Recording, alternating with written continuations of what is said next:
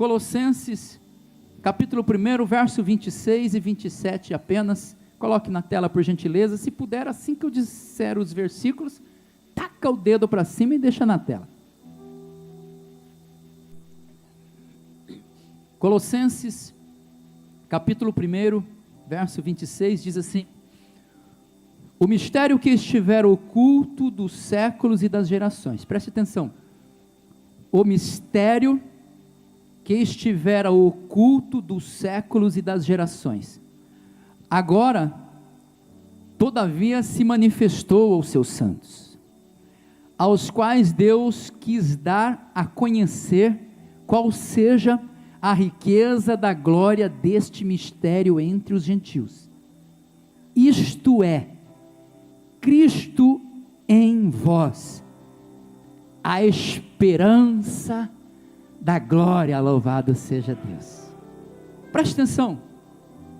O mistério que estiver oculto, é Paulo quem está escrevendo, e Paulo teve muitas dessas revelações, e Paulo está escrevendo e trazendo relatos para a igreja, que o mistério em que está se manifestando ali, esteve oculto por muitos séculos e por muitas gerações, esteve escondido, mas todavia chegou o tempo de Deus para que esse mistério se manifestasse aos santos de Deus, ou seja, à igreja de Cristo, aos quais Deus quis dar a conhecer qual seja a riqueza da glória deste mistério entre os gentios, isto é, Cristo em vós. Então, perceba que o mistério que ficou escondido, ou o mistério que ficou oculto por séculos e séculos, ou por gerações e gerações, esse mistério tem nome, e o nome dele é Jesus Cristo de Nazaré, louvado seja Deus. E eu quero falar nesta manhã sobre 4 razões pela qual Jesus se revelou, ou se manifestou ao mundo. 4 razões pela qual Deus fez com que esse mistério se tornasse revelado. Nós precisamos ter a convicção, a certeza, a percepção em nossos corações, de que Cristo sim é e sempre será a maior de todas as manifestações, a maior de todas as revelações, o maior de todos os mistérios de Deus revelado aos homens, que o mundo já recebeu, que o mundo já conheceu. Não haverá outra, mas se você espera qualquer outra revelação, se você espera qualquer outra manifestação, eu venho te dizendo essa manhã, você já está atrasado. Pastor, eu estou esperando, como dissemos aqui, o grande avivamento. Nós só viveremos um grande avivamento porque o grande mistério que é Cristo já se manifestou em nós. O grande mistério que esteve oculto entre gerações e gerações, já foi revelado para nós. Durante anos, durante séculos, Jesus foi o mistério escondido de Deus. Nenhum dos anjos de Deus sabia que Deus tinha um filho. Você já parou para pensar nisso? Eu vou repetir, nem os anjos, nem os antigos profetas, nem os antigos patriarcas, nenhum desses homens puderam presenciar o grande mistério de Cristo revelado aos homens, chamado Jesus. Eles tinham revelação do Espírito Santo de Deus, que ele viria, que alguma coisa iria acontecer, mas não tiveram o privilégio de ver isso acontecendo. Os patriarcas nunca viram Jesus face a face, os profetas também não, receberam a revelação, que ele viria, no seu tempo determinado, tudo isso aconteceria, mas não tiveram esse privilégio. Mas Deus decidiu fazê-lo manifestar na plenitude do tempo. Então, no tempo de Deus, no relógio de Deus, um tempo foi programado, um tempo foi planejado para que o seu filho se manifestasse. O que eu posso aprender com isso? Que há um tempo de Deus para as coisas acontecerem na terra. E se há um tempo de Deus para as coisas acontecerem na terra, há um tempo de Deus para as coisas acontecerem na tua vida também. Então não se desespere, porque esse tempo pode ser hoje, e seja hoje, que seja agora, vem derramar o seu Espírito. Há um tempo de Deus para vivermos esse avivamento.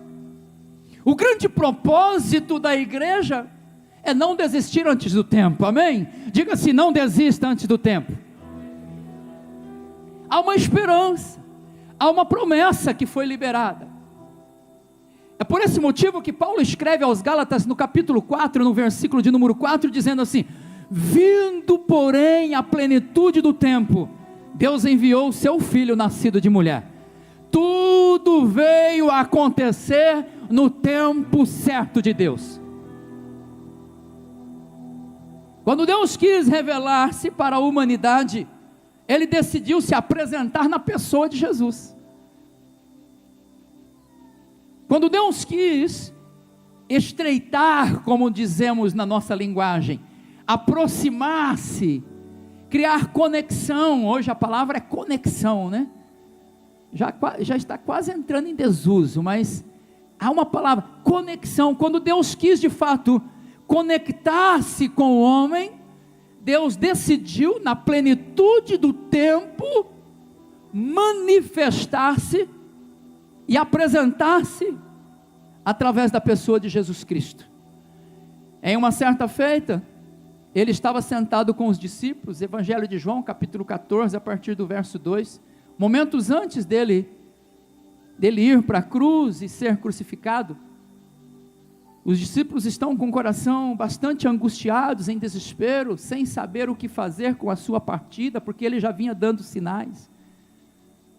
E Ele vai soltar essa fala que nós conhecemos, e eu gosto bastante desse versículo: na casa de meu pai há muitas moradas, se não fosse assim eu vou teria dito, eu vou preparar lugar, e quando eu preparar lugar eu vou voltar para buscar vocês, amém? É uma promessa, vou voltar para buscá-los. Os discípulos interrogam Jesus, o primeiro deles é Tomé, que vai dizer: Senhor, nós não sabemos para onde vai, como saber o caminho para chegar até o Senhor? E Jesus, olhando para eles, diz assim: eu sou o caminho, eu sou a verdade, eu sou a vida. Ninguém vem ao Pai se não for através de mim. Ele não diz ninguém vai ao Pai, ele diz ninguém vem, porque ele diz eu e o Pai somos um. E quem está em mim está no Pai, quem está no Pai está em mim. Se vocês me reconhecerem como filho de Deus, vocês estão também reconhecendo que sou filho, mas ao mesmo tempo também sou pai, porque eu sou Deus. É isso que ele está dizendo.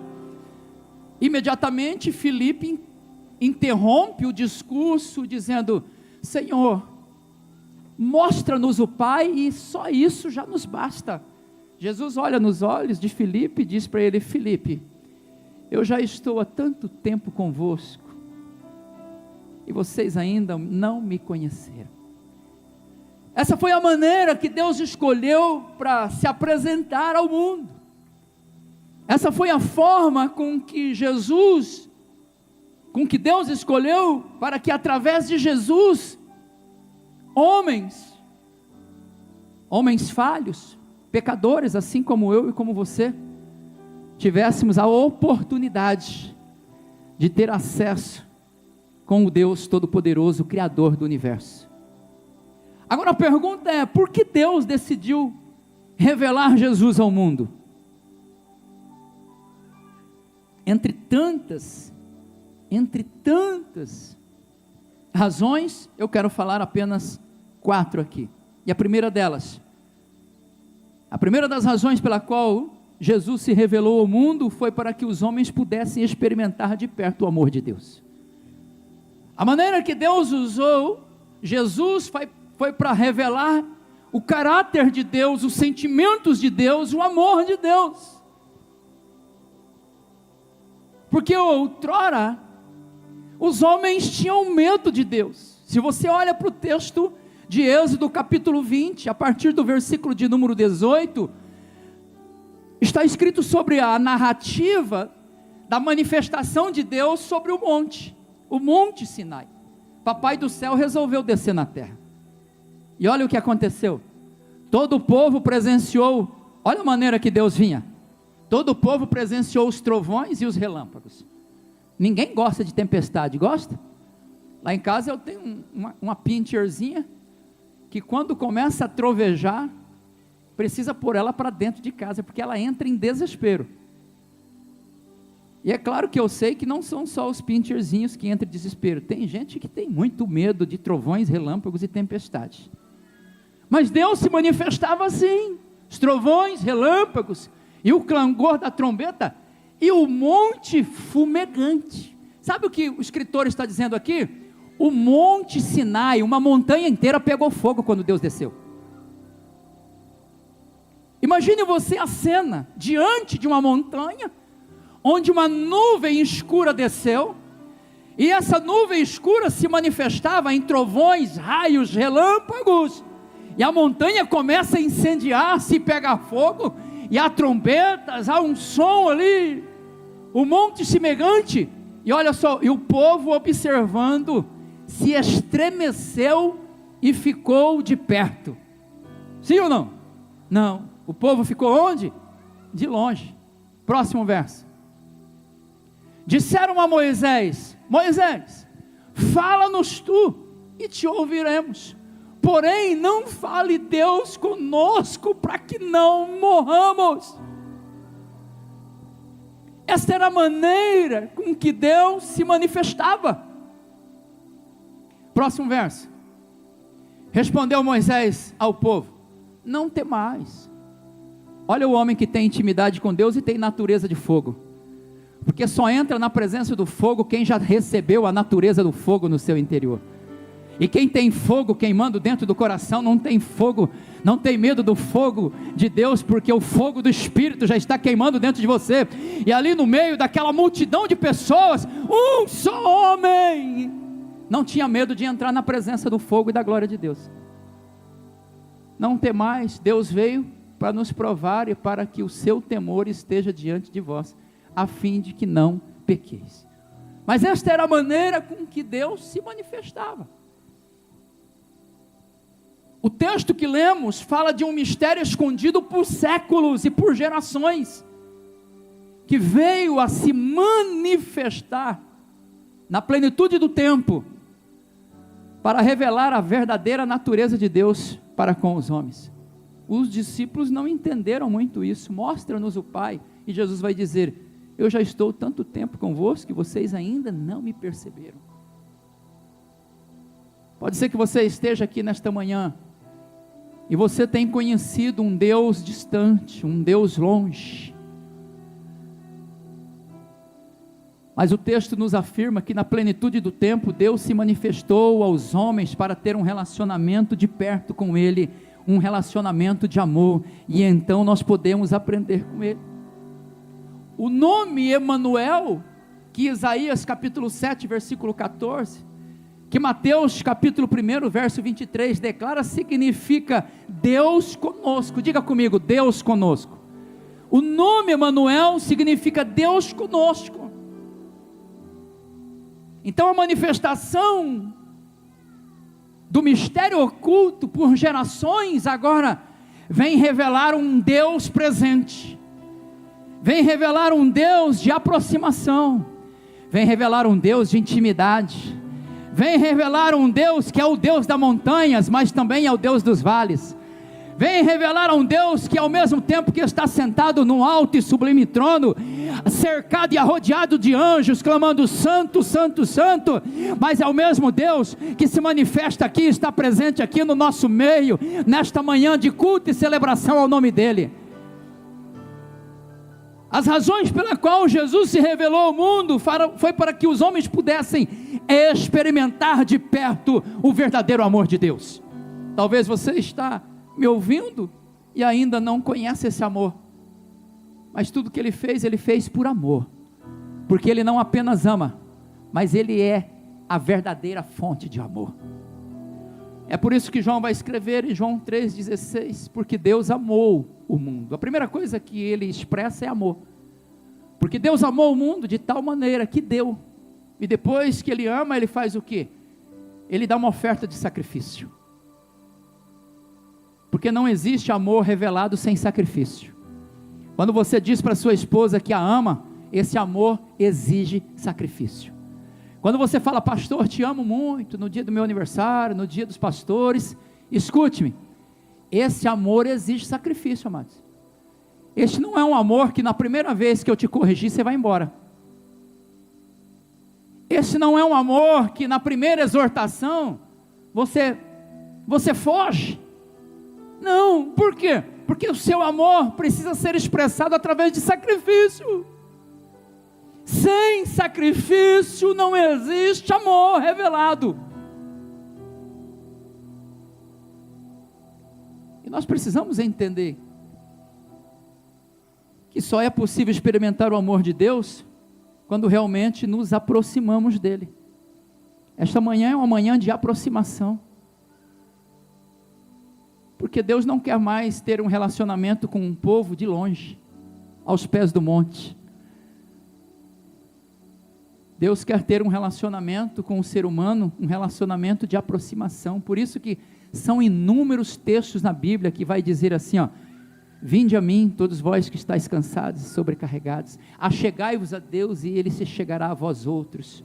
Aquele que me busca, me encontra. São inúmeros textos na Bíblia, Deus tentando se manifestar, Deus buscando se aproximar do ser humano. Então a primeira razão pela qual Deus se manifestou ao mundo, foi para que o homem pudesse experimentar de perto o seu amor. As pessoas pedem um sinal. Há muitas pessoas que dizem: Deus, me dá um sinal do teu amor. Olha que pedido estúpido.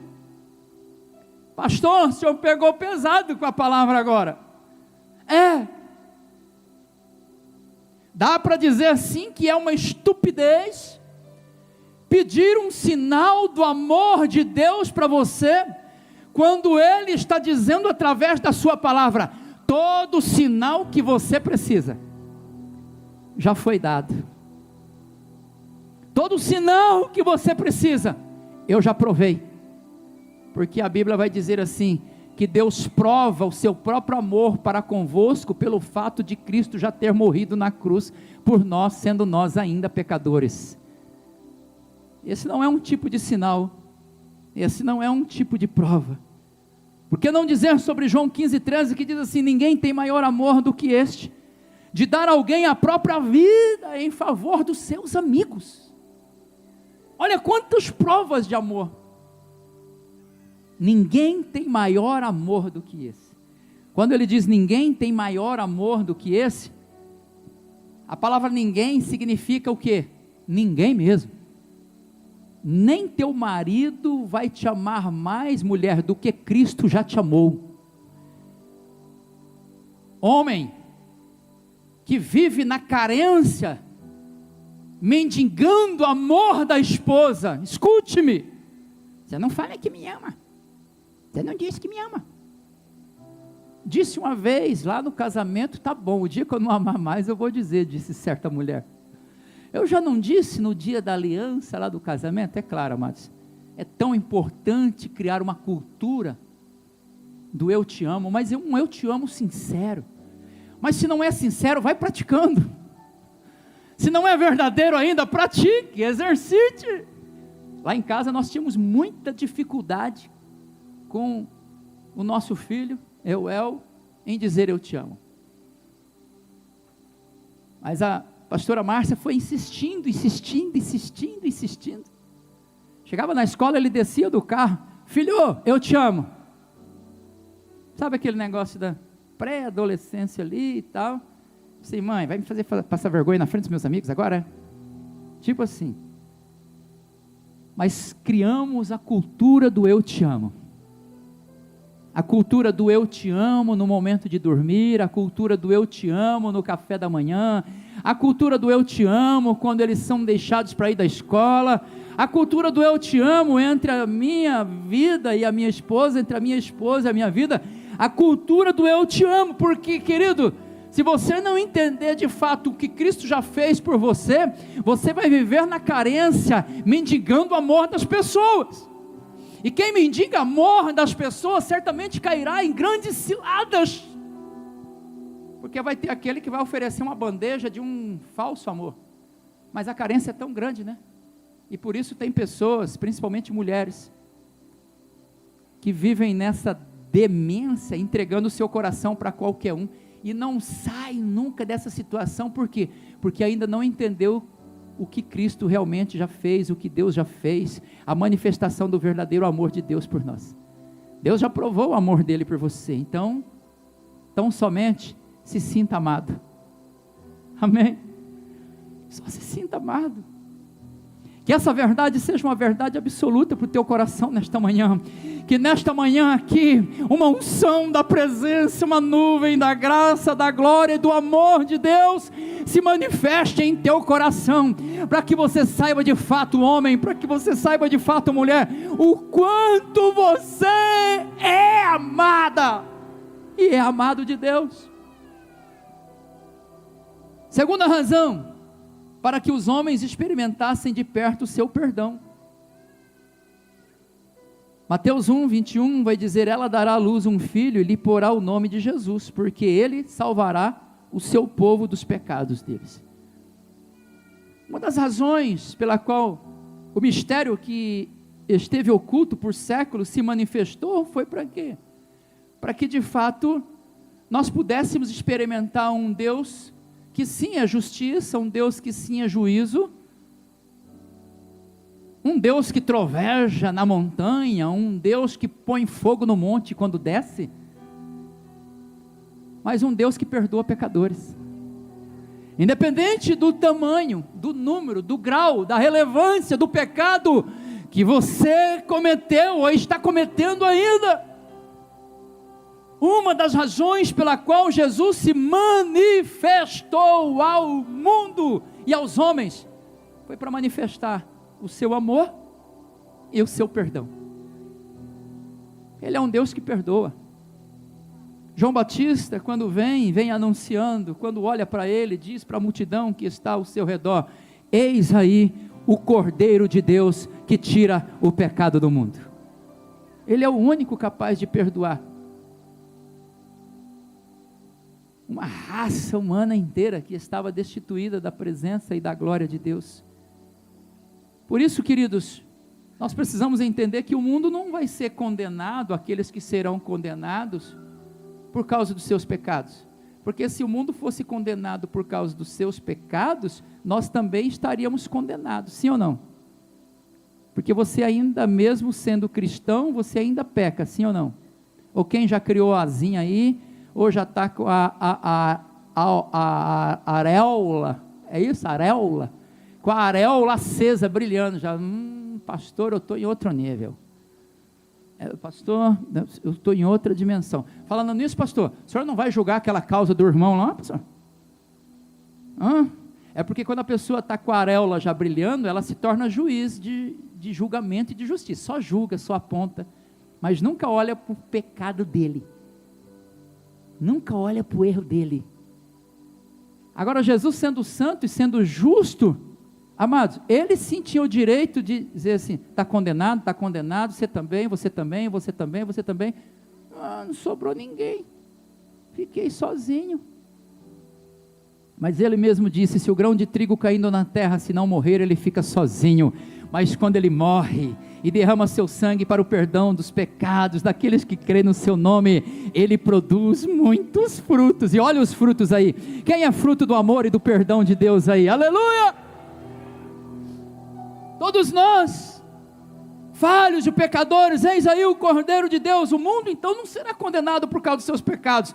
O mundo sim, muitas e muitas pessoas serão condenadas por não crer que Jesus é o Cordeiro de Deus que tira o pecado do mundo. Porque todo aquele que crê não será condenado, mas o que não crê já está condenado, louvado seja Deus. Efésios capítulo 2, verso 1, ele nos deu vida, estando nós mortos em nossos delitos e pecados. O pecado fez separação entre o homem e Deus, entre Deus e o homem, mas Jesus foi a ponte. Jesus veio ao mundo para nos resgatar e nos unir novamente ao Pai. Ele é capaz, amados, de perdoar. Por mais terrível que seja o seu pecado, quando há um arrependimento sincero, genuíno e verdadeiro no seu coração, há perdão. Jesus é a ponte que nos liga de volta, mesmo sendo nós pecadores. Ele é capaz de perdoar você dos seus pecados. Um dia desse eu saí de carro aqui, fazendo a volta ali, aí tinha um casal de jovens nosso aqui, que agora inclusive começaram a namorar, tá? Vieram ali, bem bonitinho, pastor, nós queremos a bênção. Que lindo, né, amados? Já falamos com o papai, com a mamãe, e queremos a bênção do Senhor. Falei, está na minha mão isso? Vai namorar não? Não estão na idade, não, mas esses estão na idade, vai ser bênção. E eles estavam cruzando a ponte, eu passando de carro do lado de lá, eu perguntei, o que significa essa ponte para vocês? Aí fui embora, né, e eles ficaram com a pulga atrás da orelha. Eu não sei se eles já tinham dado umas bitoquinhas em cima da ponte, eu não sei o que houve ali, porque um mês depois, pastor, fala para nós, porque até agora nós... Falei, não, mas o que significa a ponte? Eu falei, essa ponte significa Cristo, que liga um lado do abismo ao outro lado, que liga a morte à salvação, que liga o homem pecador ao céu, que liga o homem falho a Deus de novo. E Jesus é a ponte que veio ao mundo, mistério oculto e escondido, para se manifestar em meio aos homens, através do seu amor, através do seu perdão, para nos ligar de volta ao céu, a Deus Todo-Poderoso.